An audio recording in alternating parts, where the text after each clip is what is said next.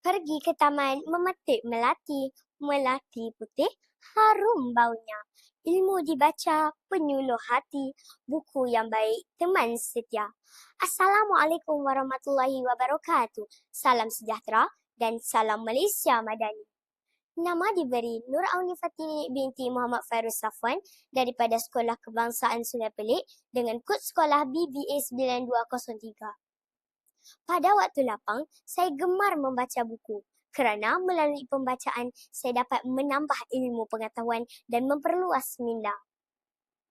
Pada hari ini, saya ingin berkongsi dengan anda semua tentang sebuah buku novel grafik yang bertajuk Budak Nakal Kesayangan Cikgu, karya Juliana Suhaimi dan diterbitkan oleh Anak Muslim pada tahun 2011.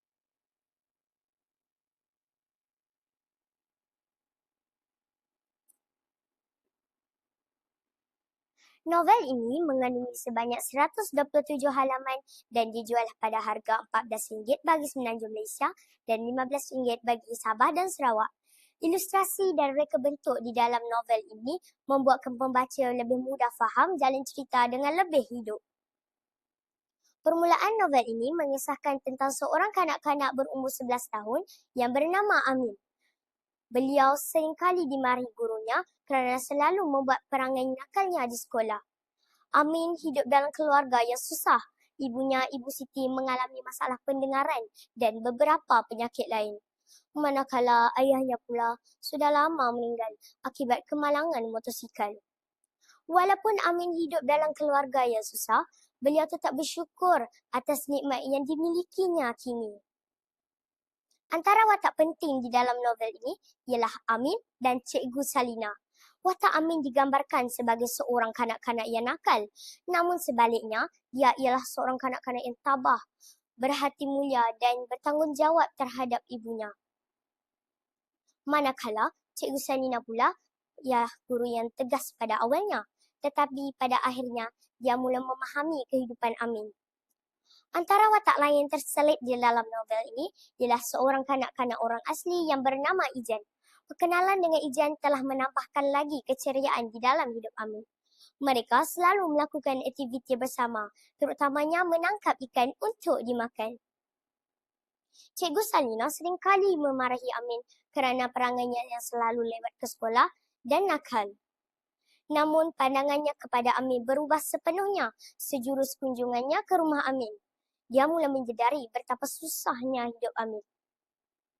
Melihat Amin menjaga ibunya yang sakit, Cikgu Salina terasa sentuh hati dan berasa bersalah kerana terlalu cepat menilai Amin hanya daripada segi kelakuannya sahaja.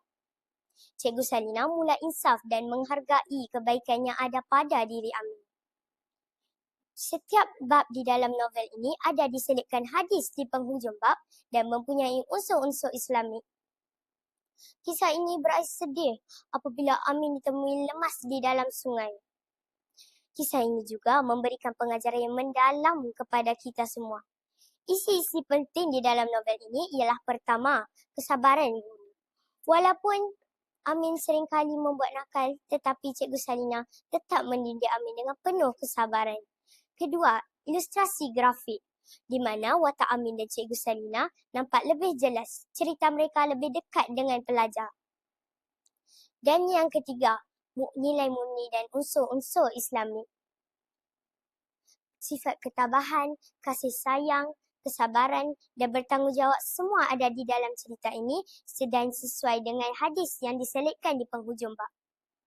Daripada novel ini, saya belajar bahawa kita tidak boleh menilai seseorang hanya daripada kelakuannya. Setiap orang ada hati yang baik, cuma kadang-kadang mereka perlukan bimbingan. Kita juga perlu menghormati guru dan bersyukur dengan nikmat yang sedia ada. Bagi saya, novel Budak Nakal Kesayangan Cikgu ini banyak memberi manfaat kepada saya. Sekian, terima kasih.